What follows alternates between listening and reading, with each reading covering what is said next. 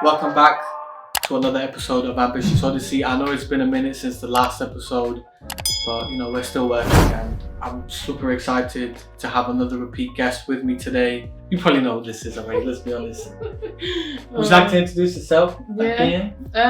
Hi. I'm Maddie. I'm known as Madeline Rose on YouTube when I post. In the description. Well, not much more to say about me, yeah. There's a lot, but we don't want to get into all the specifics. But I'm super thankful for Maddie for reaching out. It was all her idea of this episode. I wanted to reach out first, but she just reached out, beat me to the race. And this episode is, I feel, super important, especially for our generation, because there's been an increase in depression cases and just so much going on in the world that we wanted to just sit down and have a kind of an informal conversation, and hopefully some of you guys can relate out there, etc. But we'll just talk about some of the experiences that we've had during lockdown, just recent events, talk about the overall outlook here in the UK and what's been going on, the trends, etc. And please feel free to message us if you have any other suggestions that you'd like us to talk about, and just reach out for any feedback. It will be really much appreciated. So I appreciate you guys tuning in again. But yeah, we'll start off with talking about our experiences in lockdown. Yeah. I live with my family, so it hasn't been too crazy. No. But obviously you live alone and you've recently moved. Tell us what's life been like since the last time we recorded. Yeah, I mean, so we recorded in October, wasn't it? Mm-hmm. Yeah. And then ever since December, things have changed. I moved into my own place. It's a vibe, guys. No gonna lie. MTV crib. Oh god. So yeah, that was a big change. Like going from living with family to living completely alone. Especially when I've struggled in the past with, mental health, and particularly being on my own. So that was a big hurdle to get over. So yeah, it definitely. I still wasn't completely okay with it before lockdown. So then when lockdown happened, it really threw me into accepting that I live alone and I've got to grow up and deal with it. Deal with it? Deal with it. Deal with it, man. That's super aggressive. Yeah. That's crazy because lockdown, I think for the first couple of weeks for me was kind of weird, because I was super, obviously final year of university for me. I was always going out to the library, revising, so that kind of took a hit, and I had to do it at home, which was obviously not as effective. You have your family at home, you're not really in an environment where you can focus 100%. No, it's your home environment, not your learning environment. So it was tough adjusting to that in a couple of weeks, and I was doing my dissertation. I got first class anyway, so just me, and I killed my exams, but I would have still rather went to the library because the atmosphere of just sitting with people, talking to people, and sharing ideas, I think it's better for me. I'm more of I don't know if you noticed this, but I'm more of a social button. Yeah. I don't like using that term, I think. No, I think extroverted, and also I feel like your way of your learning and communicating is with everyone around me. Yeah. So I think that kind of took a hit. That was probably the main aspect of lockdown which I didn't enjoy. Everything else was, we wanted to stay safe. We don't want to put others at risk. So staying at home, I was cool with that. Wearing our masks, hand sanitizer, all that good stuff. But it was definitely something I had to get used to, and it wasn't obviously the best timings being in the final term of your university journey. So it's just a shame, but I'm just glad that we're okay and safe. Yeah. And no one in my family, alhamdulillah, no one's been impacted. I don't know if you know anyone that's been impacted. Not family, no. So we've just been super grateful, honestly. And so you told me that for the first 7 weeks it was really tough, right? It was. I mean, so I find it confusing when I look back, because when I think of it, I was at least the first month, I thought I'd really coped well. I feel with years of therapy, you're kind of prepared to deal with something bad happening. Yeah. And so I really threw myself into a routine. I literally just went back to what I've been taught, things to keep to cope. So keeping a routine, keeping busy, getting up. I had a rule that I wasn't allowed to go into bed until 5. Okay. to like try and keep it separate, even though it's only a small flat. I didn't want to like lay in bed all day basically. Yeah. And that did work like for the first couple of weeks, and I was actually doing really all right. And like when I was saying how I wasn't used to living alone yet. It really forced me to just get over that hurdle, and like I didn't mind it at this point. Like I was just sort of keeping myself occupied, and then after a bit of time, I suppose old like coping mechanisms that aren't so healthy started to creep back in.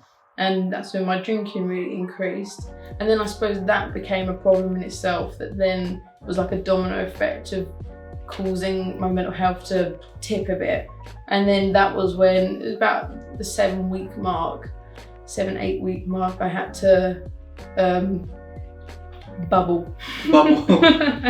And go and stay with family, because it just wasn't the safest. I wouldn't say like I was at crisis point at all, but just to safeguard things, it was just better for that time. We just sort of made the decision that I'd be around people just so it wasn't so intense on myself. It's a lot to deal with, especially living by yourself. And I think even just our cultures, me coming from the background I come from, which is so family oriented, and I would never imagine myself like living by myself, especially during a time like this. Not waking up to the sound of my mom like cooking downstairs, or my brothers like having a conversation downstairs. I think it might not have been the best environment for me. So you're very strong and very self-aware to have just like move back in with your mom and stuff. Yeah, I think like to begin with, obviously, like the phase of lockdown, it was like house party and Zoom calls and that was like a phase, wasn't it? And like that was great, but then as soon as like you press hang up, it was just like back to reality. And it was like silence. Like other people would hang up and they'll go downstairs and talk to their family, whereas I hang up and I'd turn to the bottle. It was like that. It was like, that sounds like a bit like that was what it was. And it was like, so it just started spiraling from there, I guess. So yeah, it was just better just to break up that time alone. So because I think in the end I was getting very reliant on everyone being like, as in like friends, to like stay away, to keep talking to me, and I'm like taking all their time. And it's not saying that they don't want to like FaceTime and stuff, but like they can't be available 24/7. And like I didn't want it to start putting pressure on our friendships, like me being like, why aren't you there for me? Why aren't you how dare you? Like I'm on my own, I've got all this time. Like it was like that. And then it took me a minute to like realise like, you're the only one living alone, Mad. That's why it seems like a no-brainer for people to be around when that isn't the case. And I think I quickly learned that once I moved back in the family for like temporarily. I realised that. Like people be like, do you want to call? And I'm like, oh, we're just sitting down for dinner actually. And I was like, oh, this is why everyone's been a bit. So it was just a learning curve, really. Exactly. I think you just take things for granted, and I think lockdown really showed that in many aspects as well. It's such a crazy experience that we've never been through before. Everyone has had to adjust in their own ways. You've had to adjust in your own ways. I've had to adjust in my own ways. And that's why I really wanted to have this conversation, because I think a lot of people have their own different experiences and the way they've dealt with things. And hopefully someone listening can relate to us in some sense or feel the same way. And that's just it. I think it's about developing a connection and reaching out to people and seeing how they feel. Well, like that's another I noticed at the beginning of lockdown, obviously, when I was struggling before all of this happened, everyone was at uni, and obviously I still haven't gone yet. So like I used to feel like really left out, again, living alone, still don't quite grasp like the idea of it. And when everyone came back home and was sort of in this like isolation bubble, I suddenly felt a bit less alone in that way. Like I think that's why, to begin with, I found it easier than others, because I'd felt like it before, but just not from a lockdown. Whereas like friends would come back and they suddenly felt really isolated, where I felt isolated months before. So in that respect, I felt like less alone. And then really alone. Really alone. I've literally gone in waves and just different phases of how I felt. But to begin with, all right. Middle. Wouldn't recommend. Yeah, yeah. But I mean, it is what it is. Hopefully, it won't happen again. Fingers crossed. I mean, the good thing about this is where like people will now be more aware of how they feel. Like you're more self-aware now, so even if you do start to feel like that, you can always reach out. Yeah, we've done the test run, haven't we? We've done the test run, so it's like the first proper experiment. Yeah. In terms of like services, obviously they're stretched before anything. Like they've been stretched for years, and I've known that and experienced that firsthand. But I know that from friends and that, and just just watching the news, it's just gone off the rails and like quite expectedly, because there's a pandemic within physical health, but there's a pandemic in mental health anyway. Absolutely. And now it's even more so. So I just think I'm more, we're going through this and services at the moment, but I'm more worried about how it's going to be after, because it's not only just going to be people like myself with existing mental health. There's going to be the people that didn't really suffer but have now got like new anxieties, more stress, just not just to do with the virus, but job and financial problems, housing, there's a lot. And so I feel like there's going to be another pandemic, but it's going to be a mental health huge pandemic that but in terms of myself, I was discharged from the team that I was with and then referred to a new team, and I was in the process of starting up with them, and so I obviously couldn't, it was at the beginning, can't do face-to-face anymore, so it went all to phone calls, and that's not really my cup of tea. Yeah, I just wouldn't get anything out of it, and so basically within this phone call I decided that I was safe enough and stable enough, if you like, to wait and give that phone call time to someone else who's more in crisis than myself. But so hopefully we're still waiting for that phone call. But, we are out of lockdown now, so face to face yet. But yeah, it was like over half of almost half of psychiatrists have seen an increase in urgent and emergency cases during lockdown, but also there's been like a drop in routine appointments because obviously the face-to-face thing. So, if I'm a patient that's turned it down, as in a regular appointment, then who else has, And it's got to a point, I think, especially with mental health services, it does, stigma and that, it gets put on the back burner. Health, especially during what's going on, is at the top, and understandably with what's going on globally, but at the same time, like I said, there's another pandemic that you can't see. That's such a good point. And people are getting to a crisis point where they're like, services are seeing people with a lot more urgent needs than it would have been if it had been able to just deal with it then. Yeah, knocked on the head or whatever. So now everything's getting worse, and it's not just, like I say, people with existing illness. It's the frontline workers are gonna there's gonna be a huge increase in PTSD. Children, they've lost a lot of prime development and socialization. Just the regular Joes that wouldn't have even thought about mental health, and are now got a lot of anxiety, to do with their health. Everything's super aware now. You clean in 20 seconds, and you've got to do this and remember your mask. I don't know, it's just little things that build up on top of normal. Like life in general is stress. So with this on top of it, and juggling all of it, it's not a recipe. Recipe for disaster. This is. That's such a cool point, because I never really thought of after the pandemic, about everything, just an amalgamation of everything. Mm-hmm. Because I was in my own bubble, like Yeah.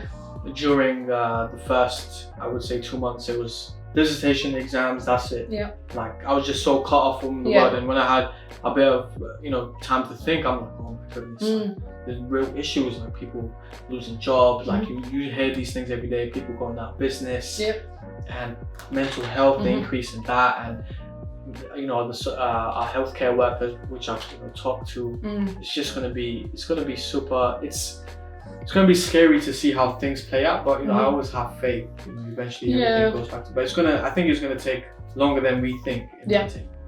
Yeah, I feel like when lockdown happened, we were like, a couple of weeks. Remember that? Yeah. 3 weeks. How cute. Oh, we're just like, a couple of weeks. I felt like a lot of friends came back from uni and they only packed like less than half of their clothes. So like they're like, I'll be back soon. And then they're like, and then they had to like all drive up and collect all of their belongings and like. The walkers came back to the car. Like, took an L. Yeah, we really did underestimate it, and I think we're going to underestimate. I feel like we underestimate how bad things are going to be because we just don't want to believe it to be that bad, and then it is. We like telling ourselves that. I mean, it's always good to be positive, right? But it's the inevitable. I think you gotta be positive, but also realistic. Realistic at the same time. Yeah, I'm worried. I'm definitely worried. But at the end of the day, man, time I think heals all. Yeah, it does. Even just in the last couple of months, we were saying like how different life is. So just think of what it's gonna be. In the next couple of months. Hopefully we don't get wave 2. But we have faith, and as long as we're all doing what we're supposed to do, and not throwing illegal rave parties, we should be good to go, man. I know. But you mentioned such a good point about how kids, like especially the younger kids, are missing out on their prime development age, and I never really thought about that because I don't really have younger siblings that age. I know you have a little brother that's 13, and he's had to miss out, months of school. How's that been? I mean, like the youngest, I think, what is he in? Like, I think he's going into year 9. Oh. So like, for him, it wasn't too bad. I think it took him a while to like get, in terms of school, get his head around. He's actually got to do homework. But like with him, I don't know, at that age they just see it as like a big summer holidays, and I think they forgot that you have actually got to keep your brain working, and it was a lot of like trying to get him to come out and like, can you come for a run? Whereas like the 16-year-old, he was GCSEs, so he's missed all of that, and I think to begin with he was like quite gassed about it. Yeah. But obviously they've just had results day and he's a little less gassed. He's a little less gassed. Yeah, and they've missed out, and like prom and stuff. And I know it's not important. It's like they're milestones, aren't they? Those things are like, you look back at them and like, those were the highlights of your... Yeah, I loved year 11 in the end. I didn't really like school, but year 11... Yeah, there's no man. Shout out to the class on year 11. I miss you guys. Not really. You guys snakes. But yeah, with him, obviously at 16, that's such like a hormonal age as well. Absolutely. And again, like even though he's not really a child anymore, it's still like a big learning curve, with a lot of different areas at that age. Absolutely. And he started like to mess with his sleeping. He'd stay up like playing games till like 6 in the morning, waking up at 4 in the afternoon. And I had to like sit down. I was like, mate, one day you will be going back to school and you can't keep this up. And I was like, look at me as an example of like trying to keep on top of mental health. And I was like, I'm not saying you're depressed or anything, but you're very moody and like you just don't seem very happy. And like, I think if you just maybe saw daylight. Yeah. I was like, even something like as small as that though, just, and like, so in the end he did sort of fuck his ideas up. And there was a change in him, and I was like, I told you. I don't want to say I told you so, but I told you so. Told you so. But yeah, I do worry for that generation, between, I mean, they play games even younger now. It's like probably from like 8 to like 17. Yeah, that sure. Like constantly playing them. And like, I don't know enough yet, but what is that doing? Like, because it's not even like they go to school, they've got the brains going, and then they come and unwind and play the games. Mm-hmm. It's like they wake up, game. Cycle over and over again. And I'm like, have you not finished the game yet? Like, wait. I don't even know how you can play games for that long anymore, but oh my goodness. Brains are going to mush, I think. Yeah, for sure.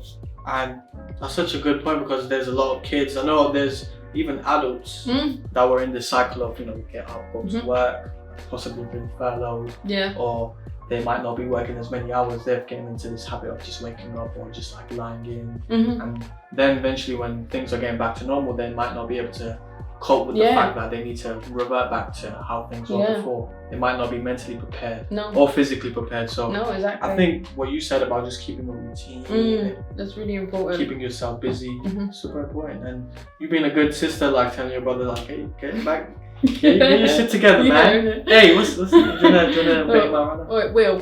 Hey, Will, get your shit together.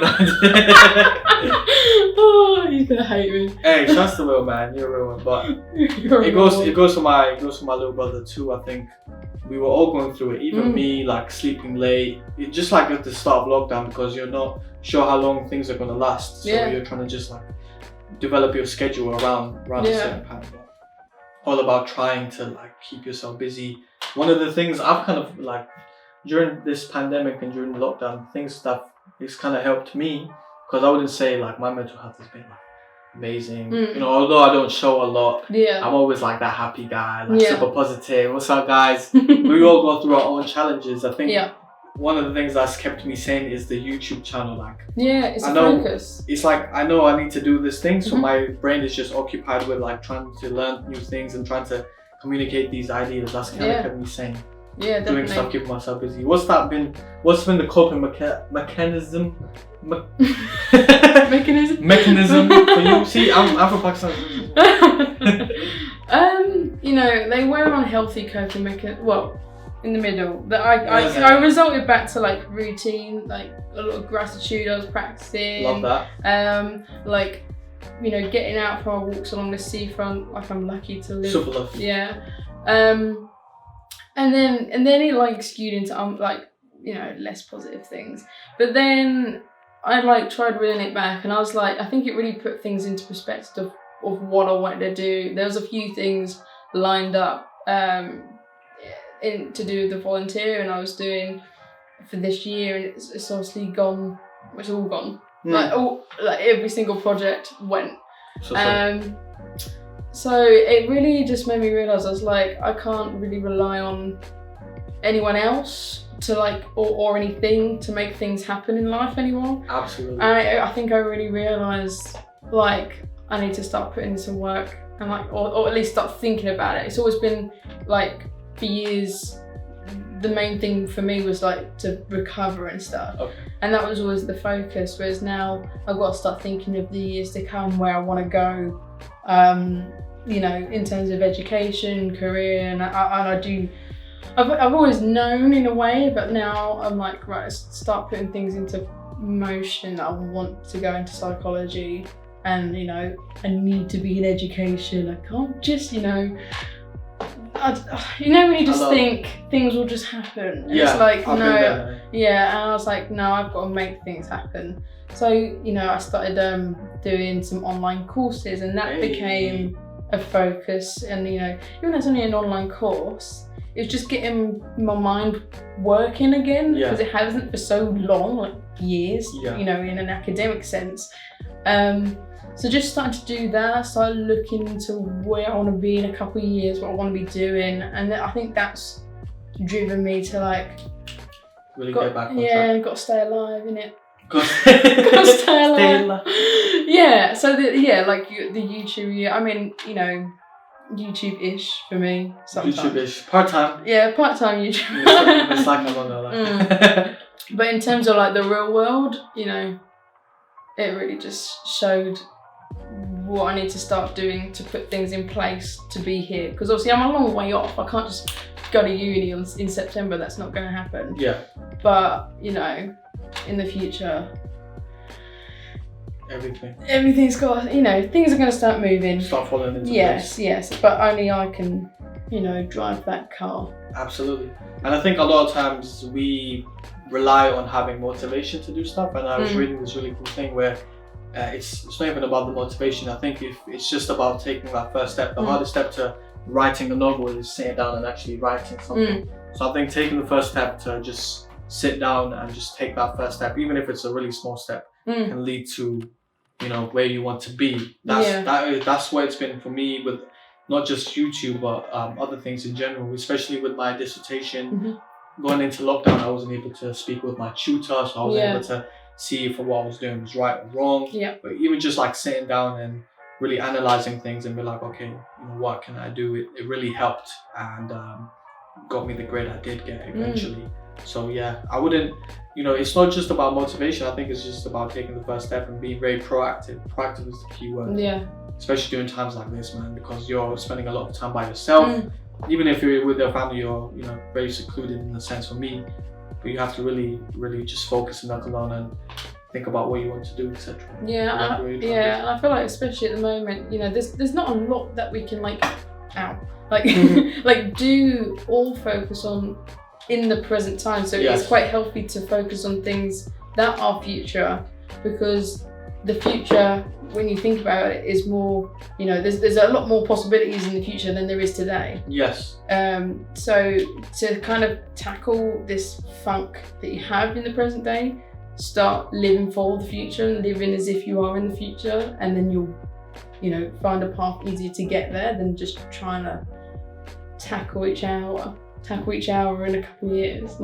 In terms of longevity is the key in my opinion. Always just seeing the long-term vision go. I always think of life as a marathon and not a sprint. Everyone is constantly in a race. I'm like, who are you racing? We're all everyone has the same destination. As morbid as it sounds, everyone is gonna pass away, everyone's gonna die. So looking at life from a perspective of this is a marathon, it will give you more perspective, and it will give you the kind of the mindset to just keep on the path that you're going. I have to remind myself of that as well. As I was saying before my camera cut off, more than 2/3 of adults in the UK reported feeling somewhat worried about the effect of COVID will have on their life, health, isolation, job, and financial loss. So this is a really real thing, which I'm grasping now that I'm out of this bubble of my dissertation and university life. And I know Maddie has other points that she would like to exemplify to you guys. The effects this is having on people's lives. We talk about the biggest one on the news has been frontline workers, because obviously they're face to face with it. But there's also people that are in a way a frontline worker in their own home. There's people who had who were victims of domestic abuse. It was a report by MPs found that 16 people in the first 3 weeks died due to domestic abuse, and 14 were women, 2 were children. How many would that be a day in 3 weeks? What is 3 weeks? 21 days. Yeah. So it's almost one person a day in the first 3 weeks. The first 3 weeks. Just down to domestic abuse, which is mad. So it was the calls to the National Helpline Refuge were higher, 49% higher. 49% higher than usual within the first 3 weeks. Yes, and it really shows you. I think the pandemic really exposed what has always been going on with the National Health Service. It kind of exposed the cracks because they've been underfunded for so long. And with health services being undercut in funding for so long, people even now reaching out is impossible, right? Yeah. Even with we just mentioned the health helpline service, staff undercut. So it just shows you the cracks. Yeah. And hopefully, we can get back on track. But there's so many pandemics happening, not just the one. The one that I don't know just came to mind. The one that really got to me was the homelessness. Issue where when lockdown was it was at its peak, the virus, and they managed to house almost all homeless people temporary and then within after the 2-week peak they kicked him out on the street again, just like that. And I just thought all this time you've said you can't do anything about another pandemic, homeless pandemic. It's no, we can't do anything, we haven't got the funding. You literally did it. So you just choose not to help. And I just think that's not a government. That's not a government. Sorry. We could talk about this shambles of a government in another episode, you know. Don't tell. Did you vote in the last one? I did, yeah. Who did you vote? Labour. My G. Vote Labour, guys. I mean, we have like 4 years, but I feel really, you know, as a young person here in UK of an ethnic minority and just young people in general, I think our generation and their future is being dictated by the older generation. Yeah. And not to be harsh, you guys are going to be dead in a couple of years. That's Sorry. the thing though, isn't it? They dictate our future that they're not going to be a part of. Like the younger generation, you know, especially myself, and Maddie, of course, you can speak by yourself, so. But I just feel like there's so many aspects of life, not only from undercuts to the NHS, but university education, the cost of going to university, and just there's so many different initiatives for young people to help them cope with mental health. It's not being listened to. We're focusing on, you know, a lot of different stuff which really doesn't matter, and it's really time for us to kind of, you know, even with the recent event of GCSE and A-level results, mainly A-level results, the government took a huge U-turn. And I'm like, oh no, you know what, teacher assessed grades.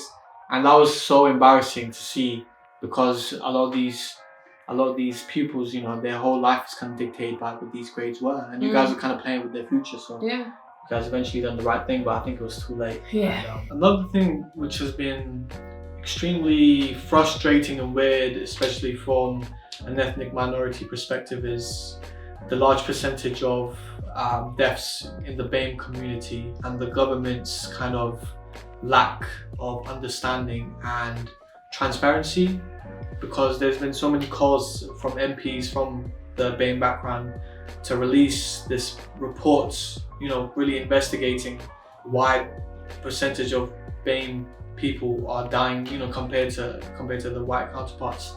But there's just been a lack of transparency, and I just think, you know, there's something definitely going on that we don't know. So I think we need to urge the government to really do their part and really be as transparent with us as possible.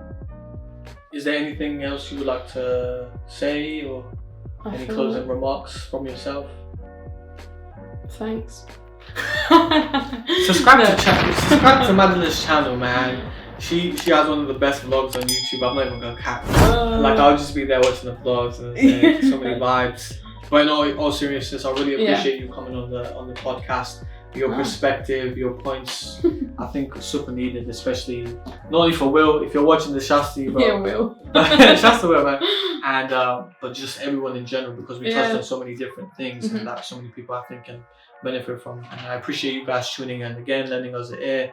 And please, like I said, reach out to me, DM, email, whatever. Just, you know, telling me if you guys like the episode, what would you like to see more of, etc. And I'm just gonna be trying to be more consistent. But thank you so much for tuning in again. I'll see you guys in the next episode. Peace.